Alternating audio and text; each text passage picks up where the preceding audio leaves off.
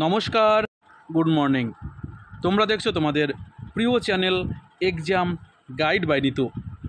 বন্ধুরা, SSC MTS GK ক্লাসে তোমাদেরকে জানাই স্বাগত। তোমরা যারা এবছর এসএসসি এমটিএস পরীক্ষা দেবে, তোমাদের সুবিধার্থেই আমি নিয়ে এসেছি 2024 সালে এসএসসি এমটিএস পরীক্ষায় এসে যাওয়া সাধারণ জ্ঞানের প্রশ্ন। আজকে আমি করাচ্ছি 11তম ক্লাস, যেটি 8ই অক্টোবর 2024 সালে তৃতীয় শিফটে পরীক্ষায় এসেছিল। তো বন্ধুরা, তোমরা যারা এখনও পর্যন্ত চ্যানেলটি সাবস্ক্রাইব করোনি, তো অবশ্যই চ্যানেলটি সাবস্ক্রাইব করে নেবে। ভিডিও ভালো লাগলে লাইক করে বন্ধুদের সঙ্গে শেয়ার করবে। তো চলো শুরু করছি আজকের প্রশ্নপত্রগুলো। প্রথম প্রশ্ন দেখো কি বলেছে, সাঙ্গে মিলসে মুলাকাত কোন বিখ্যাত সঙ্গীতজ্ঞের তথ্যচিত্র? সাঙ্গে মিলসে মুলাকাত এটি বিসমিল্লাহ খানের তথ্যচিত্র। ঠিক আছে, তো সঠিক উত্তর হবে বিসমিল্লাহ খান। বিসমিল্লাহ খান তিনি একজন বিখ্যাত সানাই বাদক শিল্পী। বিসমিল্লাহ খান 2001 সালে ভারতরত্ন পুরস্কার, 1980 সালে পদ্মবিভূষণ পুরস্কার, 1968 সালে পদ্মভূষণ পুরস্কার এবং 1961 সালে পদ্মশ্রী পুরস্কার পেয়েছেন। 2001 সালে লতা মঙ্গেশকর তিনিও কিন্তু ভারতরত্ন পুরস্কার পেয়েছিলেন। পরবর্তী প্রশ্ন, কাল বৈশাখী নিচের কোন রাজ্যের অন্তর্গত?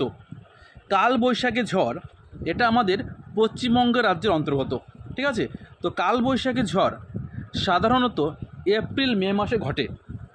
আর এই যে কাল বৈশাখী ঝড়, এই কাল বৈশাখী ঝড়টি অসমে বরদৈ শিলা নামে পরিচিত।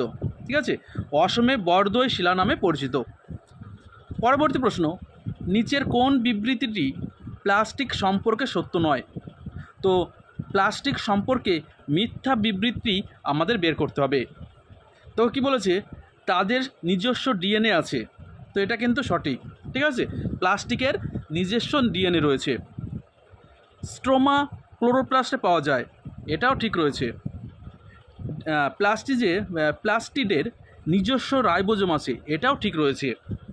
আর যেটা ভুল সেটা হচ্ছে স্টার্চ, তেল এবং প্রোটিনের দানা ক্রোমোপ্লাস্টে সংরক্ষণ করা হয়, এটি কিন্তু ভুল রয়েছে। নিচের কোনটি ভারতে লৌহযুগের সাথে সম্পর্কিত নয়? তো দেখো, রঙিন হবে। ঠিক আছে, রঙিন ধূসর মৃৎপাত্র সংস্কৃতি এটা রয়েছে। দক্ষিণ ভারতে মেগালিথিক সংস্কৃতি এবং উত্তরের কালো পালিশপত্র, এগুলো কিন্তু সব লৌহ যুগের সাথে সম্পর্কিত। আর যেটা সম্পর্কিত নয় সেটা হচ্ছে মেহরাউলি লোহার স্তম্ভ। মেহরাউলি লোহার স্তম্ভ এটা লৌহ যুগের সাথে সম্পর্কিত নয়। দেখো, ভারতে আনুমানিক 1200 খ্রিস্টপূর্বাব্দ থেকে 500 খ্রিস্টপূর্বাব্দ পর্যন্ত সময়কালকে লৌহযুগ বলা হয়। পরবর্তী প্রশ্ন, ভারতীয় সংবিধানে 360 অনুচ্ছেদের অধীনে নিচের কোন ধরনের জরুরি অবস্থা ঘোষণা করা হয়েছে? তো ভারতের সংবিধানে 3 ধরনের জরুরি অবস্থার কথা বলা রয়েছে, সেটা রয়েছে 352, 356 এবং 360-এ। তো 360-এ যেটা বলা রয়েছে সেটা হচ্ছে আর্থিক জরুরি অবস্থা। আর এখনও পর্যন্ত ভারতে আর্থিক জরুরি অবস্থা কখনোই জারি হয়নি। পরবর্তী প্রশ্ন, নিম্নলিখিত বিবৃতিগুলির মধ্যে কোনটি ভারতে কেন্দ্রীয় সরকারের বাজেট সম্পর্কে সঠিক? দেখো, এতে কি বলেছে, বাজেটে জনগণের আশা আকাঙ্ক্ষা পূরণে সরকারের দৃষ্টিভঙ্গি প্রতিফলিত হয়েছে, এটা ঠিক আছে। বাজেট হলো ক্ষমতায় থাকা সরকারের আর্থিক কর্মক্ষমতার সারসংক্ষেপ প্রতিবেদন, এটাও ঠিক। বাজেটে কেন্দ্রীয় সরকারের বিভিন্ন মন্ত্রক দের ব্যয়ের বিবরণ দেওয়া হয়, এটাও ঠিক। তো সমস্ত অপশন এ বি সি, ঠিক আছে, সমস্ত বিবৃতি কিন্তু সঠিক। তো এ বি সি এই তিনটি বিবৃতিই কিন্তু সঠিক দেওয়া রয়েছে। কোন দিল্লির সুলতানি শাসক যিনি বিদ্রোহীদের নির্মূল করে সম্প্রসারণের পরিবর্তে একত্রীকরণের নীতি গ্রহণ করেছিলেন? তো গিয়াসুদ্দিন বলবন, সঠিক উত্তর হবে গিয়াসুদ্দিন বলবন। তো তিনি এই বিদ্রোহীদের নির্মূল করে সম্প্রসারণের পরিবর্তে একত্রিতকরণের নীতি গ্রহণ করেছিলেন। পরবর্তী প্রশ্ন দেখো কি বলেছে, উত্তরপ্রদেশের পিপরুয়া স্তূপটি তৈরি করতে মূলত কোন উপাদানটি ব্যবহার করা হয়েছিল? তো পিপরুয়া এই স্তূপটি রয়েছে উত্তরপ্রদেশে, আর এটি তৈরি করতে যেটা ব্যবহার করা হয়েছিল সেটা হচ্ছে ইট, ঠিক আছে, ইটের ব্যবহার করা হয়েছিল। কুখ্যাত জালিয়ানওয়ালাবাগ হত্যাকাণ্ডের তদন্তের জন্য নিচের কোন কমিটি গঠন করা হয়েছিল? জালিয়ানওয়ালাবাগ হত্যাকাণ্ড যেটা 1919 সালে 13ই এপ্রিল হয়েছিল। তো এই যে জালিয়ানওয়ালাবাগ হত্যাকাণ্ড, তো এই হত্যাকাণ্ডের জন্য যে কমিটি গঠন করা হয়েছিল, তো সেই কমিটির নাম হচ্ছে হান্টার কমিটি, ঠিক আছে। তো জালিয়ানওয়ালাবাগ হত্যাকাণ্ডের তদন্তের জন্য এই হান্টার কমিটি গঠন করা হয়েছিল। যে পর্বে খণ্ডিত দেহবিশিষ্ট প্রাণীদের অন্তর্ভুক্ত করা হয় তাকে ড্যাশ বলা হয়? তো তাকে বলা হয় অ্যানিলিডা। তো সঠিক উত্তর হবে অ্যানিলিডা। পরবর্তী প্রশ্ন, প্রো কবাডি লিগের কোন সংস্করণটি 2024 সালের অক্টোবরে শুরু হয়েছিল? তো 2024 সালে অক্টোবর মাসে প্রো কবাডি লিগের 11তম সংস্করণটি হয়েছিল। তো সঠিক উত্তর হবে 11তম সংস্করণ। প্রো কবাডি লিগের প্রথম সংস্করণটি হয়েছিল 2014 সালে। আর বর্তমান অর্থাৎ 2024 সালে চ্যাম্পিয়ন হচ্ছেন হরিয়ানা স্টিলার্স হলেন, এই দলটি হলো প্রো কবাডি লিগের বর্তমান চ্যাম্পিয়ন। আর এখানে মোট 12টি দল অংশগ্রহণ করে। পরবর্তী প্রশ্ন, নাগাল্যান্ডের উপজাতি দ্বারা নাগাদা উৎসবের সময় পরিবেশিত যুদ্ধ নৃত্যকে কি বলা হয়? তো নাগাল্যান্ডের উপজাতিদের দ্বারা নাগাদা উৎসবের সময় পরিবেশিত যুদ্ধ নৃত্যকে বলা হয় রংমা নৃত্য। তো সঠিক উত্তর হবে রংমা। রংমা নৃত্য কোথাকার নৃত্য?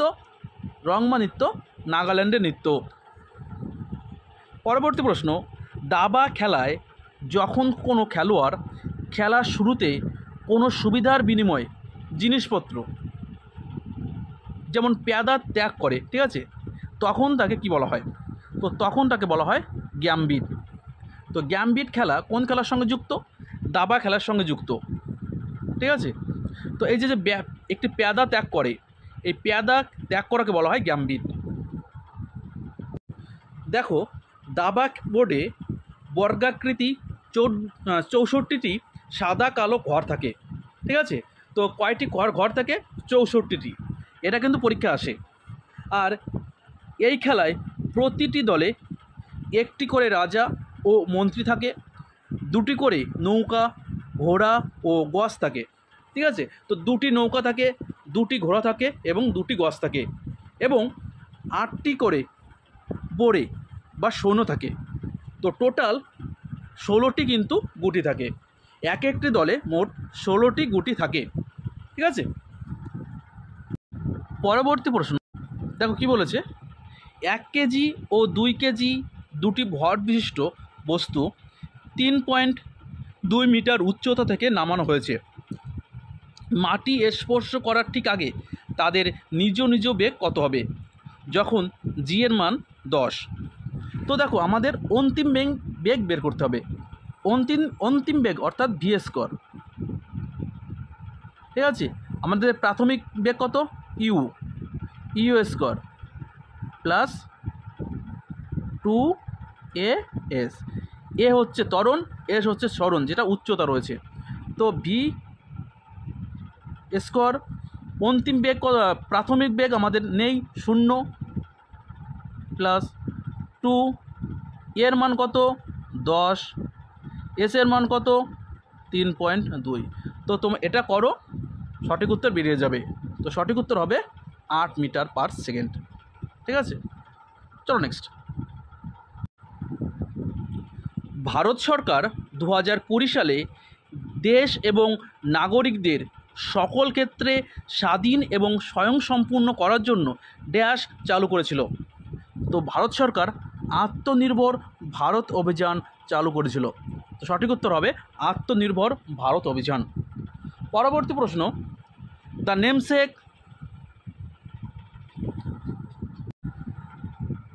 আন অ্যাকাস্টম অর্থ উপন্যাস দুটি কে লিখেছেন? দ্য নেমসেক আন অ্যাকাস্টমড আর্থ উপন্যাসটি লিখেছে ঝুম্পা লাহিড়ী। ঠিক আছে, তো নেমসেক এবং আন অ্যাকাস্টমড আর্থ উপন্যাসটি লিখেছেন ঝুম্পা লাহিড়ী। 2023 সালের জুন মাসে কোন দেশ নরেন্দ্র মোদীকে অর্ডার অব দ্য নাইল পুরস্কারে প্রদান করেছে? তো অর্ডার অব দ্য নাইল এটি মিশর দেশ থেকে প্রদান করেছে।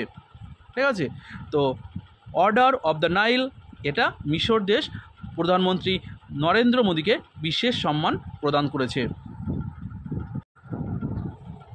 2023 সালের মার্চ মাসে কেন্দ্রীয় শিক্ষা মন্ত্রক দ্বারা চালু করা নিউ ইন্ডিয়া লিটারেসি প্রোগ্রাম প্রকল্পে কতগুলি উপাদান রয়েছে? তো এখানে মোট 5টি উপাদান রয়েছে। তো সঠিক উত্তর হবে 5টি। তো এই 5টি উপাদান কি কি?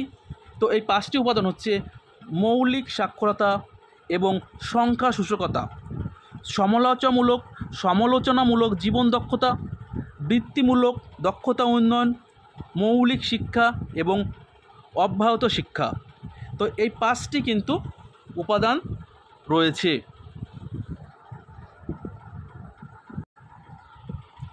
নিম্নলিখিত কোন দেশ থেকে ভারতীয় সংবিধানে যুগ্ম তালিকার ধারণা ধার করা হয়েছে?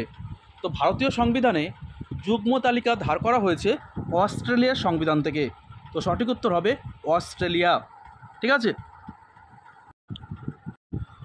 পরবর্তী প্রশ্ন, এ কলমের সাথে বি কলমের মিল দেখাও। ঠিক আছে, তো এ কলমে রয়েছে রাজনৈতিক দল, বি কলমে রয়েছে প্রতিষ্ঠাতা। তো অল ইন্ডিয়া ফরওয়ার্ড ব্লক এটা তৈরি করেছিল সুভাষচন্দ্র বসু। আর্য সমাজ দয়ানন্দ সরস্বতী, কংগ্রেস সমাজতান্ত্রিক দল Jayaprakash Narayan, Indian National Liberal Federation Surendranath Banerjee. তো অপশন এ হবে সঠিক উত্তর। ঠিক আছে, অপশন এ হয়ে যাবে আমাদের সঠিক উত্তর।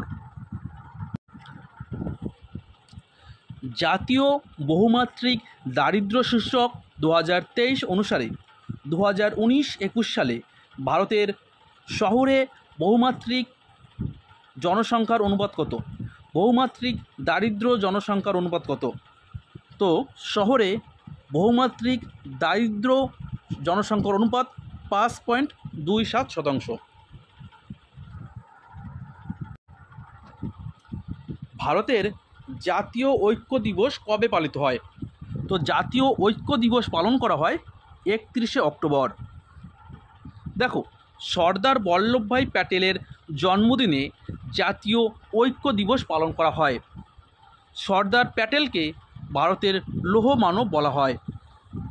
পরবর্তী প্রশ্ন, আগ্নেয়, পাললিক এবং রূপান্তরিত শিলাগুলিকে একটি ক্রমাগত প্রক্রিয়ার মাধ্যমে আন্তঃপরিবর্তনযোগ্য যাকে বলা হয় শিলাচক্র। তো সঠিক উত্তর হবে শিলাচক্র।